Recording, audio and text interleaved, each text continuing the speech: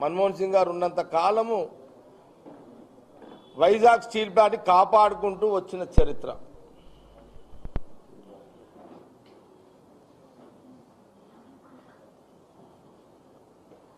కొంత నష్టాలున్నా కూడా UPA government Congress ప్రభుత్వము ఆ నష్టాలను భర్తీ చేసుకుంటూ ఆ విశాఖ స్టీల్ని కాపాడి అక్కడ కార్మికులను ఆ ప్రాపర్టీని ఇది ప్రజల ప్రాపర్టీగా మరి కాంగ్రెస్ గవర్నమెంట్ కాపాడుకుంటూ వచ్చింది.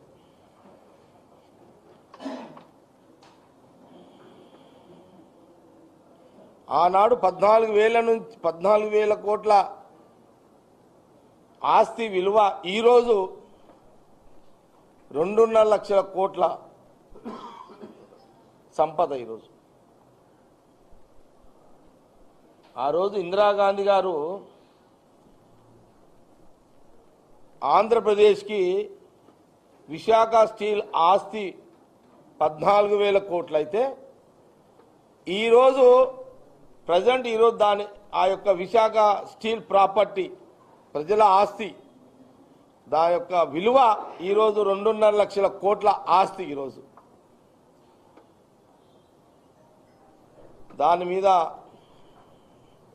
ప్రధానమంత్రి మోడీ గారి కన్ను పడ్డది. చాలా తెలివిగా బీజేపీ ప్రభుత్వం ప్రధానమంత్రి మోడీ గారు అయిన తర్వాత ఆ ఆస్తిని ఎవరికో కట్టబెట్టాలని ఒక ప్రయత్నంలో భాగంగా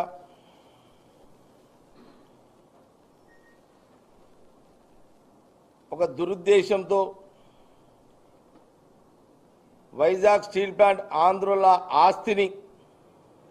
ఆంధ్ర ప్రజల ఆస్తిని కొంత దాన్ని ఎవరికో కట్టబెట్టాలని ఒక ప్రయత్నము కుట్రలు మొదలైనవి. మొదలైన వెంటనే వైజాగ్ స్టీల్ ప్లాంట్ కార్మికులు మహా ఉద్యమంగా వాళ్ళు ఉద్యమాలు మొదలుపెట్టడం జరిగింది. ఇప్పుడే మస్తాను నేను కొంత నిన్న రాత్రి నుంచి దీని మీద బాగా అసలు ఏంది అని చరిత్ర మీద నేను మస్తాను మాట్లాడి ఒక ఈ చరిత్ర అంతా కొంత మనము తెలుసుకున్న తర్వాత ప్రజెంట్ అయితే మేము పేపర్లలో చూస్తూనే ఉన్నాం. వైజాగ్లో కార్మికులు దీక్షలు చేస్తున్నారు, ఉద్యమాలు చేస్తున్నారు, వీధి పోరాటాలు చేస్తున్నారు, పార్లమెంటు దాకా పోయారు. ఇవన్నీ ఈ 11 సంవత్సరాల కాలంలో ఇవన్నీ జరుగుతూనే ఉన్నాయి. కానీ గమనించాల్సిందంటే ఎప్పుడైతే బీజేపీ ప్రభుత్వము ఏర్పడ్డ టైంలో ఈ రాష్ట్రము ఉమ్మడి రాష్ట్రం 2 రాష్ట్రాలుగా విడిపోయినాయి. కాలక్రమంలో రాష్ట్ర విభజన తర్వాత ఆంధ్రప్రదేశ్లో కాంగ్రెస్ పార్టీ లీడర్షిప్ ప్రజలు ఇక్కడ రాష్ట్ర విభజన జరిగిన తర్వాత ఆంధ్రప్రదేశ్ ప్రజలు కోపంతో కాంగ్రెస్ పార్టీకి రాజకీయంగా ప్రతినిధులు లేకుండా పోయారు. ఆంధ్రప్రదేశ్లో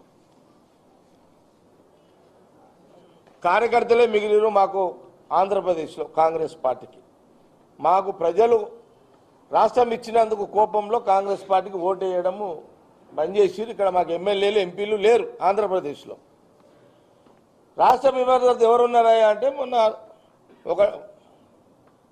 ఒక టర్ము